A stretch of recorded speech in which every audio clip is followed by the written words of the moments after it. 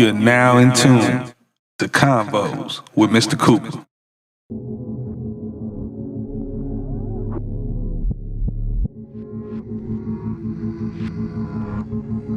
Oh, well, welcome to CONVOS. I'm Mr. Cooper. Man. What a week.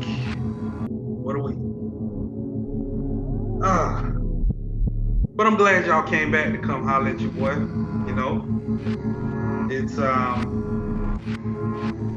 this journey of, you know, walking your own path, you know, not letting nobody deter you. That's a journey to be on. I'll tell you that. It's a journey to be on, but it's well worth it if you stick through and follow through. It's well worth it. I didn't want to be before you long because I have a special guest, and I did want to talk about some real stuff that's going on. It just kind of pissed me off when I saw it. I'm not too versed on the name, but there was this parent that, you know, when your children go to these daycares, most of the daycares, they have surveillance where the parent or parents can be comfortable checking in on their child, seeing how their child is doing in that environment. You know, there was this parent, and I believe it was posted on Instagram, posted a picture, and the picture was there were 3 tables. There were children sitting at these tables, and there were 2, I believe, daycare workers in between the children. From what I saw, there were maybe 3 or 4 total black children in the picture that I saw. But every other child that was not a black child was sitting and eating. Had a plate in front of them, sitting ready to grub. Some of them was grubbing. But each black child didn't have a plate. Didn't have any food in front of them. You look at the teachers that were in the middle. Teachers didn't have a plate in their hand to put on those tables to give to the kids. That parent uploaded that picture. It went viral. If you haven't seen it, I'm pretty sure you will by the time you see this. That shit pissed me off. Yeah. Then if you go deeper into the story, you know, there were a lot of people that reached out to this father and these parents, and informing them that this isn't the first time that incidents have happened at this particular school. I want to say they're called Kids Are Us, or Kids Are Kids, something like that, something to that extent. Man, to treat children, you know, with racial and racist undertones, to treat children like nothing, you know what I'm saying? You have to be a very, very low individual, you know. Children. These children got the right to eat just like those children had the right to eat. You know? I guess I just wanted to speak on that thing and get it out there to tell all you know, racist individuals, all you people that got something against African Americans, people of color in general, get over yourself. Get over that shit. ain't nobody going nowhere. You know? Do fucking better, man. The people that work at that school, the people that work on the board, people that work at the corporate offices, you better restructure your shit. You know? And to all of these parents out here, to all of you parents, I just want to say, you know, guard your children. You know, sometimes these schools that us as parents want to get our kids in, sometimes they're not the best school. They're not the best daycare. Not for our children. So do better, especially in these times. You know, you can't really trust anybody. You can't really trust that your child is going to be taken care of. And that's messed up. But that's the world we live in right now. So to all involved, do better. To those parents, I hope you get the justice that you deserve for your child and on behalf of your child and those other kids that were denied food. Y'all got our support right here, CONVOS and Signature Seriez Network. That's all I wanted to touch on. This wasn't about having an open monologue this morning. This was just talking about that real shit and something that kind of just struck me when I saw it. You know, because had it been my daughters or any one of my children, somebody getting fucked up. That's all I got to say about that. All right. So, I'm going to take a quick commercial break, get myself together, get ready for my special guest. I believe you'll all be pleasantly surprised at what you hear in this interview. And I look forward to talking about her journey and seeing where she's come from and where she's going. I'm talking about none other than Poison Ivy. We'll be right back with more Convo. I'm Mr. Cooper.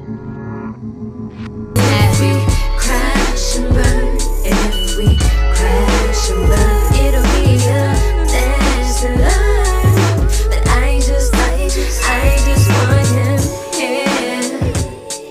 It's a toxic love affair. Welcome back to CONVOS. I'm Mr. Cooper.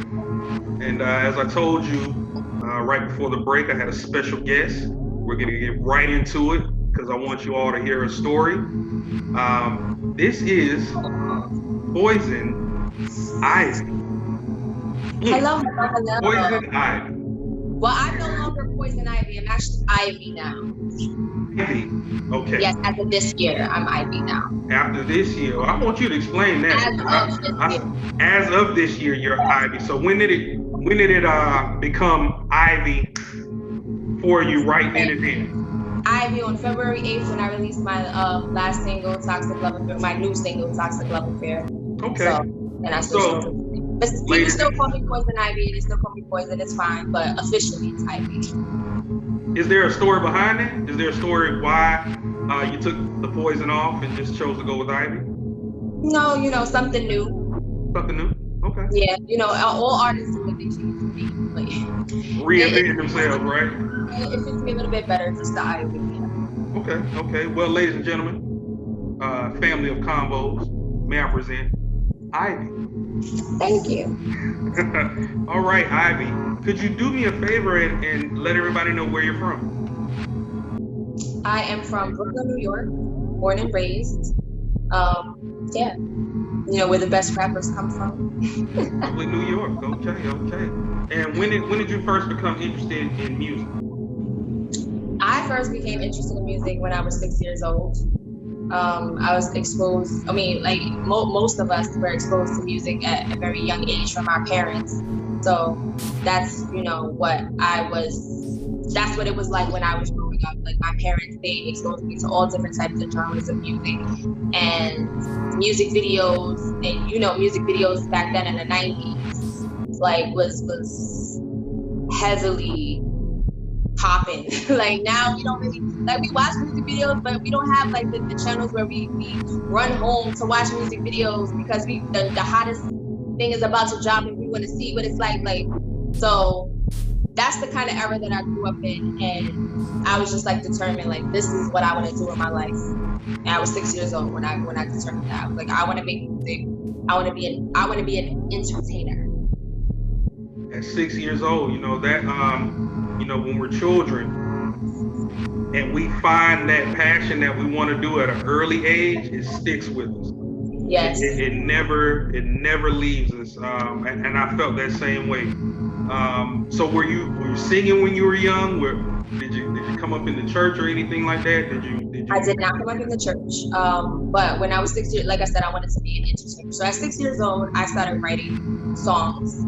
I also started writing poetry.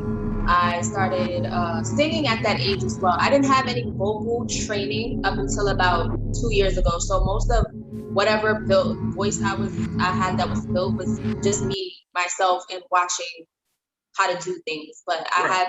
I've had actual vocal training for like the past 2 years with this artist development company called The Voice Box. But so 6 years old, singing, writing songs, and writing poetry. And then the rapping part came in when I was 11 years old. I had a family member who was just like, well, you sing and you also write poetry. If you could write poetry and stuff like that, you could rap too. And I was like, yeah, I'll write a rap and see a rhyme and see how it goes. And the rest is history. Okay. So you said early on too that you used to listen to a lot of music with your mom and in the 90s, how that whole era in the 90s.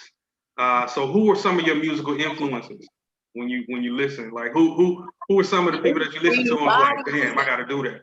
Literally everybody. I loved Aaliyah, obviously. Beyonce wasn't until later on, but Aaliyah, Brandy, Jay-Z, Eve, Little Kim, Busta Rhymes, Missy Elliott, Janet Jackson, Michael Jackson, Prince, pretty much everybody. I was just like taking from everybody that was, in the forefront. People that you pretty much call legends today that I was paying attention to them back then because they were people that wowed you on stage. Right. They were all different artists, but they wowed you in their music videos, when they were on stage performing. Like, this is how I learned how to be a performer and how to be an entertainer and how to connect with my audience, with my actual fans. It's pretty much taking notes off of the energy that they displayed in everything that they did. And a lot of them still do. What that tells me is that you're a student of the game. Yes. That's what that tells me. That tells me that you study and not only just being a student of the game. A lot of artists, especially independent artists, they come out the gate thinking that it's going to be easy, but you have to constantly, consistently work at your craft. And so that comes with studying. The people who kind of influenced you to step into this entertainment scene and go about doing that. So that's dope. What motivates you to work as hard as you do in order to be successful in this game? And not even just in this game, but like in life in general. What motivates me is just the fact that this is my dream. This is something that I want to do. And the little me actually motivates me.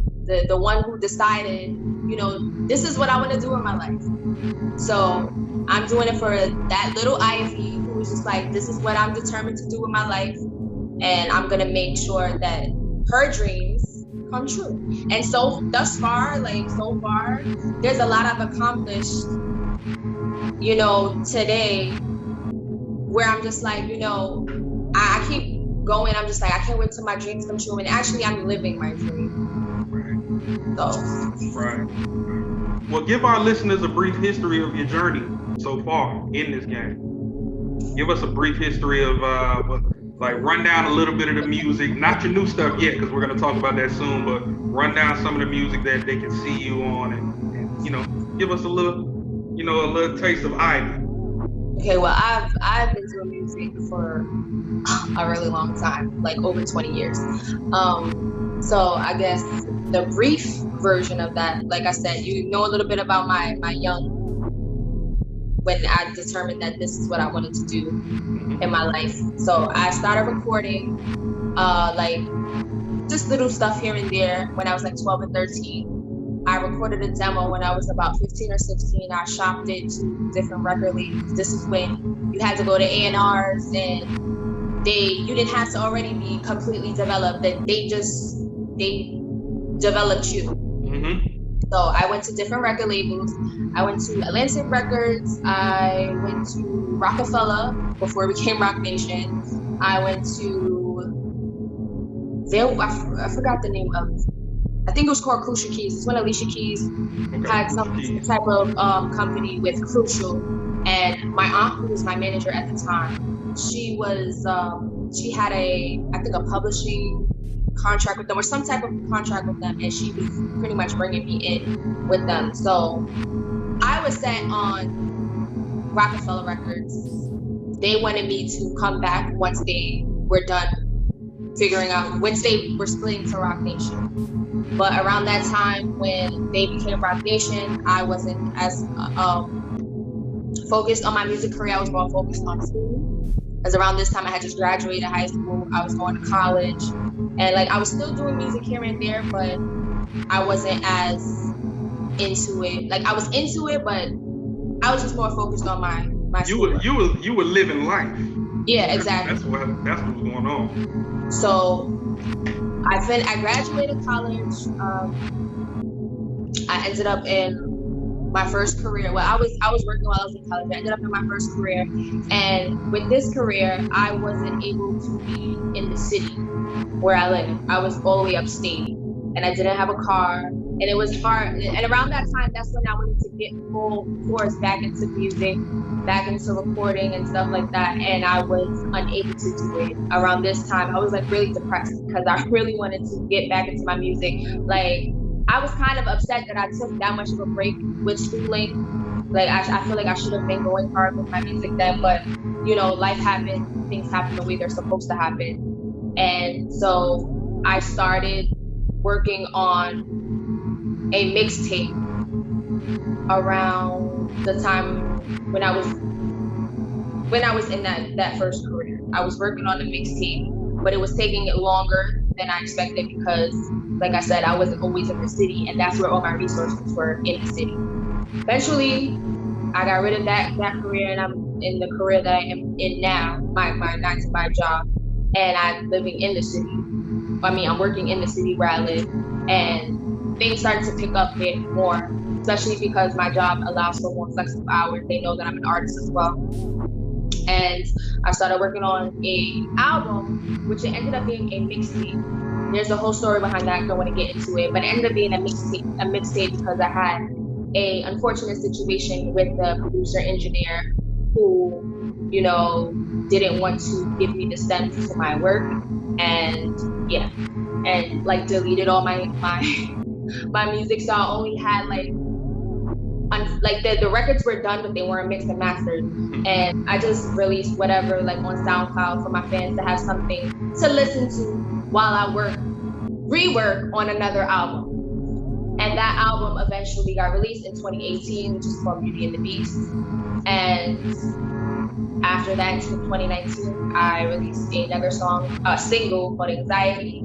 And last year, I released my music video to one of the songs on my album that I released in 2018. And this year I just released a new single called Toxic Love Affair. So I tried to make that as brief as possible. And speaking of Toxic Love Affair, I literally just heard it.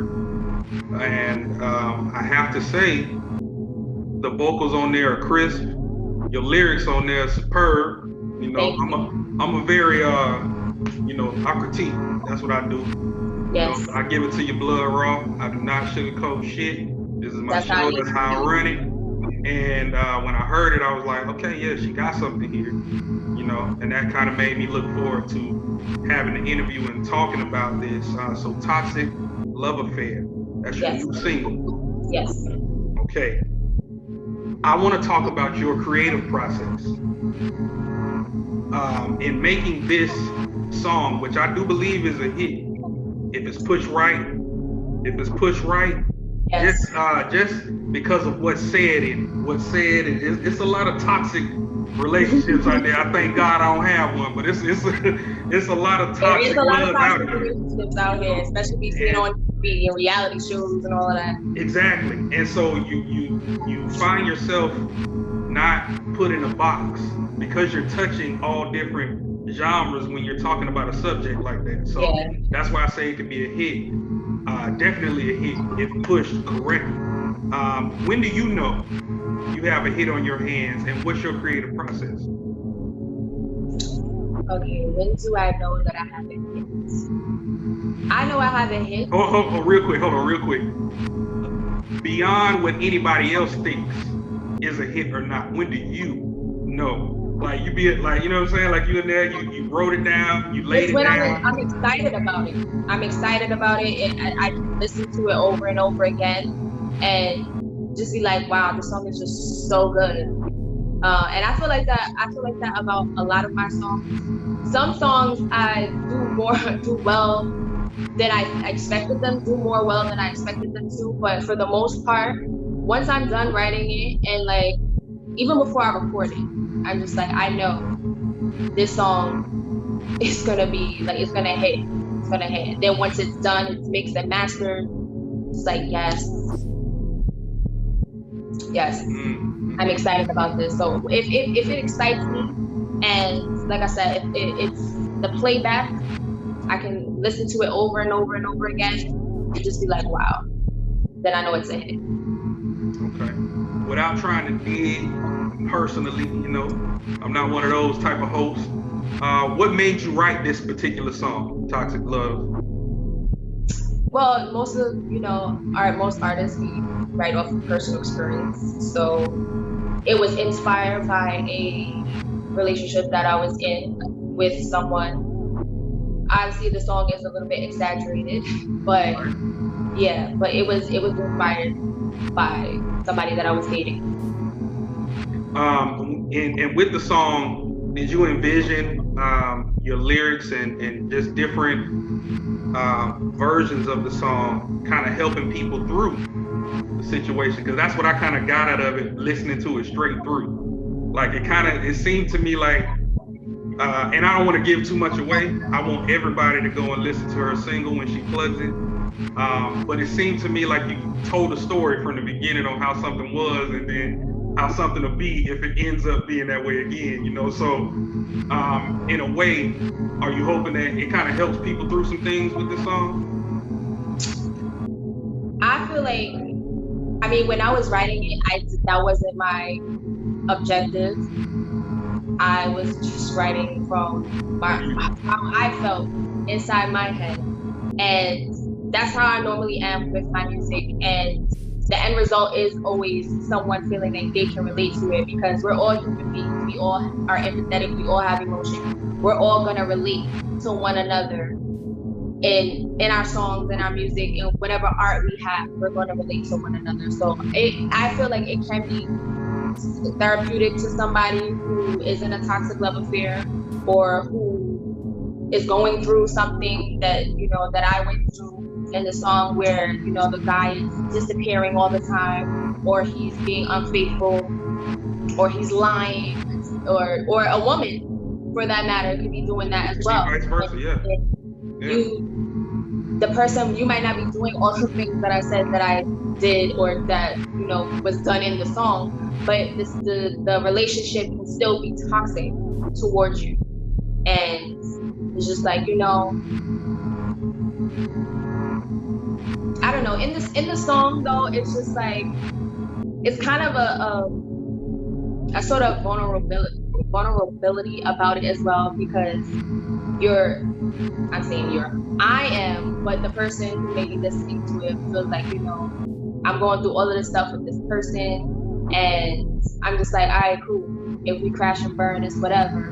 I learned my lesson, but I still want this person here. But sometimes you have to listen to something, or get a different perspective. I feel like this song is like another perspective from somebody else that's outside of the relationship, because when I was in this relationship, I heard all types of things from other people, and I was just like, I'm gonna just do what I want to do. Even though I'm going through this, I have to go through this. But after you're done and you're done with that relationship, you're able to reflect and be like, why was I there? Why was I going through all of this for what? For nothing. And I feel like this song is also like a reflection. It's just like, why am I going through all of this with this person?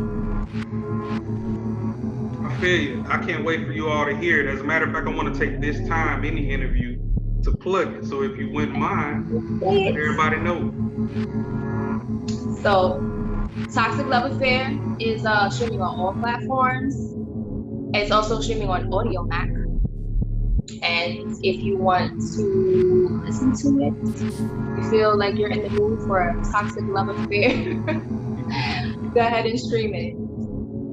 All right, y'all make sure y'all stream that. I'll have it right here at the bottom, somewhere right here. Make sure you go ahead and stream it. Okay, we're down to the final parts of the Convos questions. Early on, you told me you really started it and you got into this and you felt this thing, this bug in you, since you were 6. Mm-hmm. And over the years that has grown, it has grown. And obviously you've grown as an artist, yes. As a person, as a woman. What has been some of the, not even some, what was the most rewarding part of the industry for you so far? And where do you see yourself 5 years from now? I hate that question. You hate that question, but I'm gonna tell you the reason why I asked that question. I got you. So the first question. Okay, hold on, real quick. I'm gonna tell you the reason why I asked that 5-year question.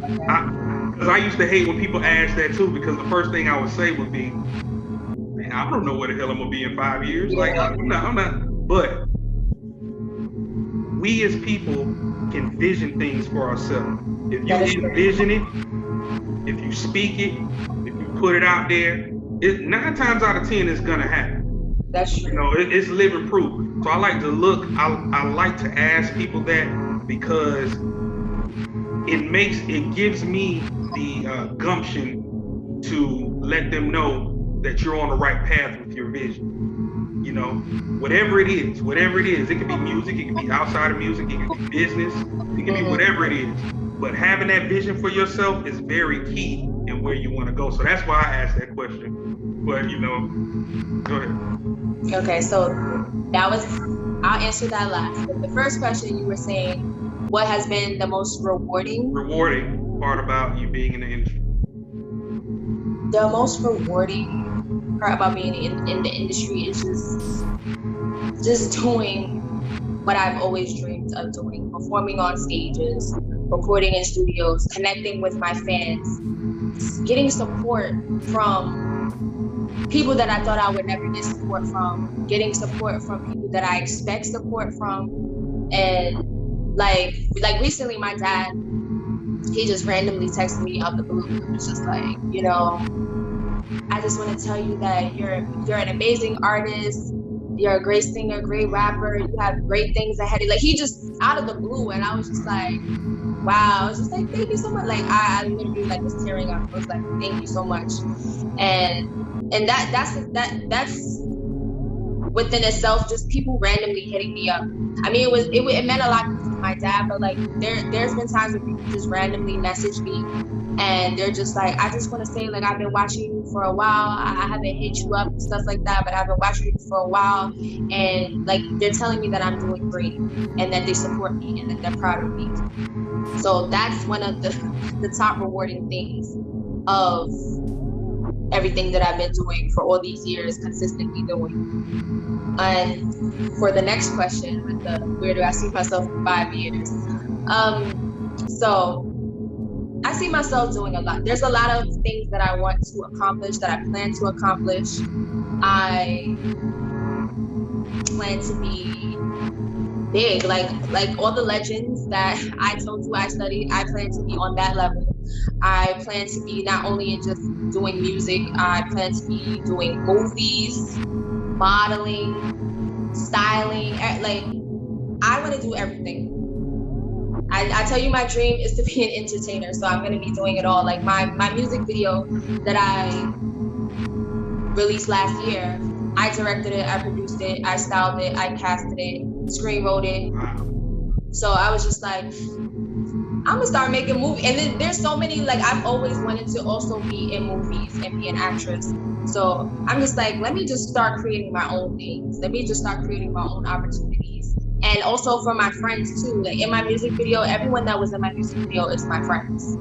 They played a part in everything, from being in the video, from helping with makeup, from helping me decide certain things, for shooting it. Like everybody that was a part of it was somebody that was a friend of mine. You know, that has to be probably one of the coolest feelings, you know, to have that type of support, you know. Yes. To have people come and support you in that way to help your dream come to fruition. That has to be like one of the dopest things. How is that for you? Like, has it been through the journey, has it been a hard thing to receive support, or has support kind of helped push you along along your journey? Support and not getting support have both helped push me along. They both motivate me to keep doing what I need to do.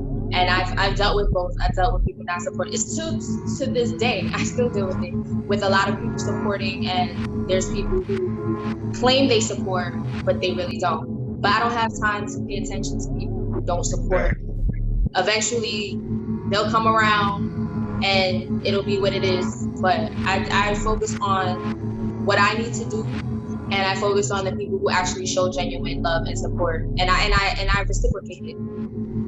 But like how you said, like it must have felt really good to have all of my friends like support me and help make my dream come to fruition. And during the day of the shoot, like it was kind of emotional. Like I almost started crying because my god sister, she was the makeup artist for the music video. While she was doing my makeup, she started crying, and I was just like, "Why are you crying?" It's like, "Oh my God, because finally you've been wanting to make a music video forever, and you finally getting it done. You did everything yourself."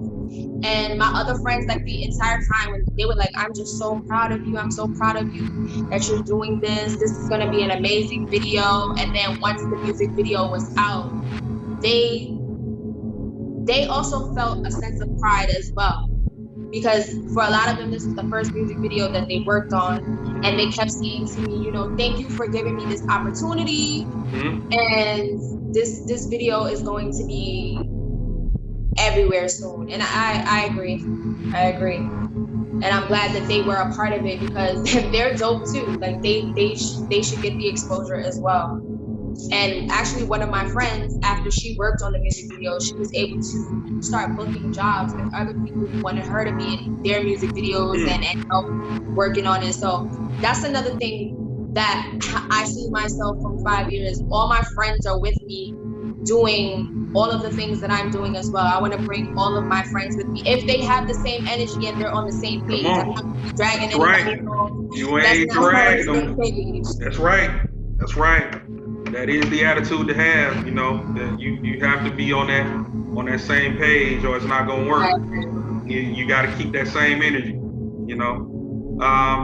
So what are you listening to when you like to vibe, chill out, relax, whatever it is, clean the crib, whatever it is? What you streaming right now? I stream, it depends on the day, but most of the time I have different playlists for whatever mood I'm in. I have a 90s playlist with 90s R&B, 90s hip hop. That's the era. Come on. That's music. So I have that playlist. I have a playlist where I just stream my music and my friends' music because I have a lot of friends that are artists and they're always dropping their music out. And you gotta get their streams up about your friends. So I have a playlist. Oh, you gotta work that algorithm. Come on now. Yes. So I stream my friends' music. I also stream. I have a playlist of just like pop music that's out now, rock music. Like there's a mixture of stuff that I listen to because you don't want to be just, but I know that they will love it. That's what's up. That's what's up. And you kind of segued into my last question, which was, what's your direction going forward for the rest of 2021 and beyond? So, like I said, I want to release an EP this year, so I'm working on an EP currently, and Toxic Love Affair. It needs a music video. So I started working on the treatment today for Toxic Love Affair, and before this year is over, Ivy League, which is that's what I call my fans. they will have a music video for Toxic Love Affair. Okay. You heard it first, guys. You heard it. I'm glad that she came aboard. I'm glad that she took the time to come on Convos. Ivy, I appreciate your time, and I look forward to hearing more from you in the near future and beyond. Real quick, before we get out of here, let everybody know where they can find you. Yes, so you can find me on Instagram at Poison Ivy Music. It's still Poison Ivy on there. But Poison Ivy Music, you can follow me on Instagram. You can also follow me on Twitter at She Is Poison Ivy. You can also follow me on TikTok, Music by Ivy. You can stream all of my music on all platforms. My album, Beauty and the Beast, my single, Anxiety, and my newest single, Toxic Love Affair, streaming on all platforms. So make sure you run it up, guys. Oh, and my music video, Feng Shui Fresh, which is now on YouTube. You heard it. This was Ivy. I'm Mr. Cooper. We'll be right back with more Convo.